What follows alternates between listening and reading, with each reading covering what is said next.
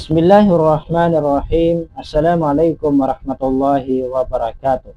Mga minamahal na kapatid, sa Islam kung ikaw ay isang negosyante ay dapat ay maging makatarungan ka. Sinabi ng Allah subhanahu wa ta'ala, Inna Allah ya'muru bil adli wal ihsan.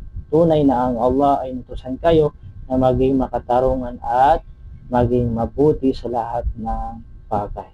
Subhanallah.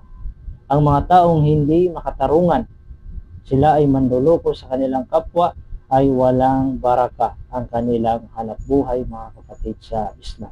Ang dapat natin iwasan ay yung mga ipinagbabawal ng ating reliyong Islam patungkol sa negosyo, katulad ng riba, yung kukuha ka ng kapital na mayroong patubo, kaya ay 5-6, ito po ay pinagbabawal ng ating reliyong Islam.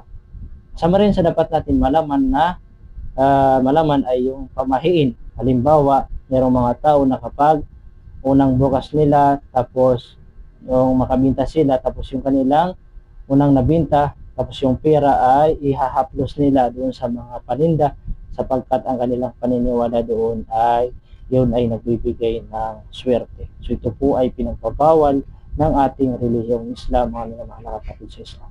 So ano yung dapat natin gawin bilang isang Muslim? Ay dapat ay palagi tayong manalangin sa Allah subhanahu wa ta'ala at magtiwala sa Allah subhanahu wa ta'ala.